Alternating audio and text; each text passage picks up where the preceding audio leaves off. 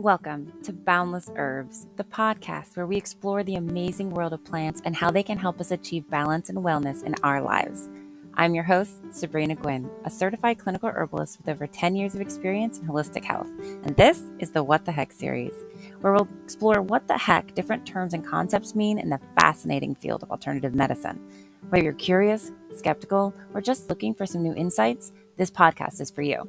Join me as I dive into and simplify topics like acupuncture, aromatherapy, herbalism, and more.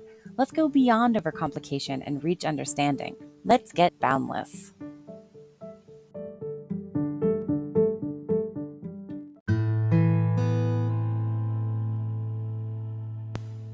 And just a disclosure, I am not a doctor. I cannot treat, diagnose, or cure any disease. Everything is intended for educational purposes only. Please consult with your primary care practitioner before starting or adding in any new protocols into your daily life.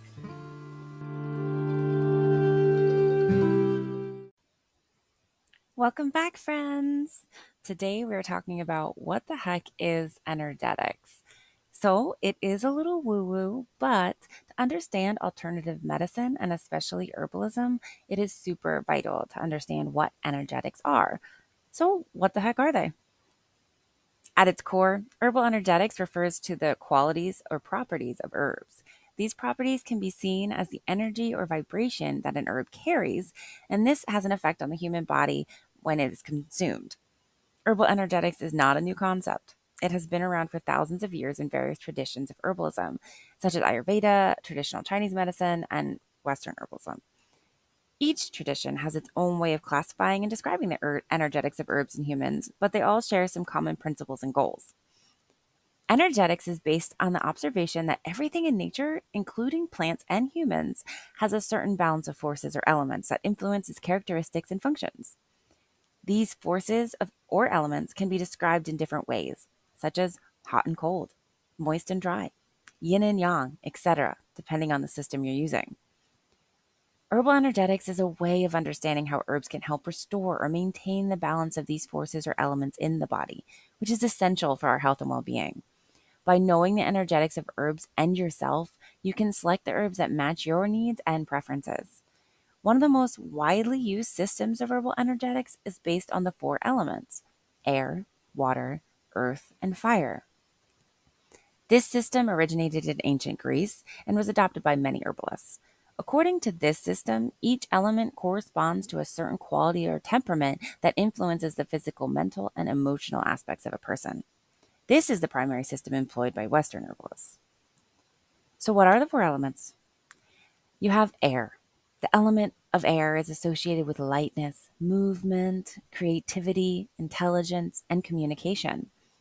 People with a dominant air element are usually thin, agile, curious, sociable, and adaptable.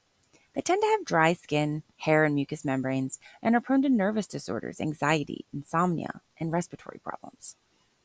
Water. The element of water is associated with fluidity, emotion, intuition, sensitivity, and nurturing.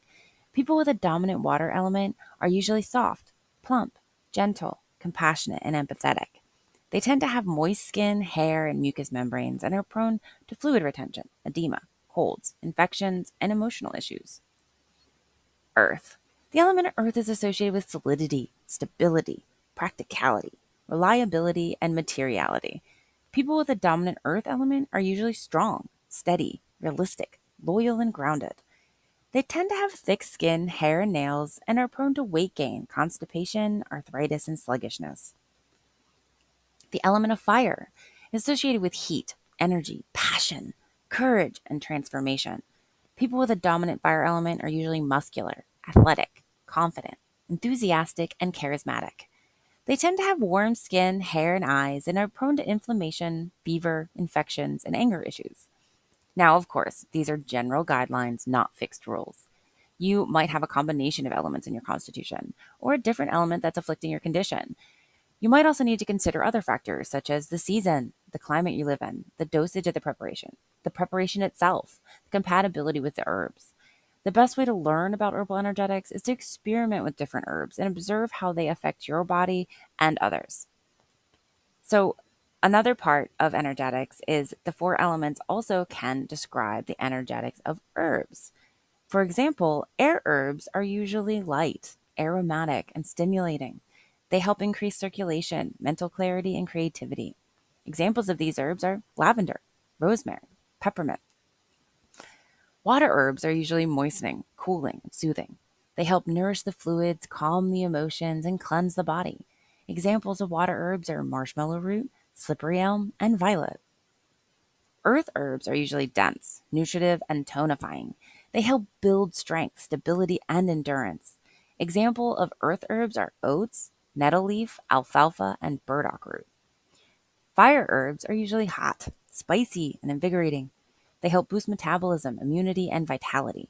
Example of fire herbs are ginger root, garlic, and cayenne pepper. Herbal energetics is a fascinating and useful tool for herbalism. It can help you understand yourself and plants better and create more effective and personalized herbal remedies. It can also deepen your connection with nature and its wisdom. So, I hope this helps inspire you to explore the world of herbal energetics and discover the amazing benefits of herbs and your health and wellness. If you're interested in a more deep dive, I highly recommend a series by Stephen Horn. It is The Universal System of Energetics, and it is so thorough. If you have any questions, please feel free to comment and ask away.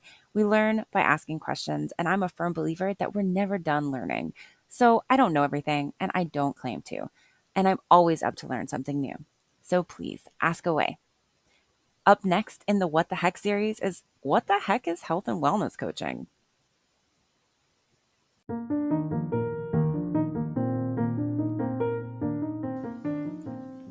Thank you for listening to Boundless Herbs, the podcast that takes you on a journey of discovery and empowerment through the amazing world of plants. I hope you enjoyed this episode and learned something new and useful about how herbs can support your health and well-being. I'm Sabrina Gwynn, your host and guide in this herbal adventure. If you want to learn more about me, my services, and my products, you can visit my website at www.boundlessherbs.org. You can also follow me on social media under Boundless Herbs and subscribe to my newsletter, Herbal Horizons, to get updates, discounts, and exclusive content. And don't forget to rate, review, and share this podcast with your friends and family. It really helps me grow and reach more people who can benefit from herbal wisdom. Until next time, be well, stay herbaceous, and happy healing.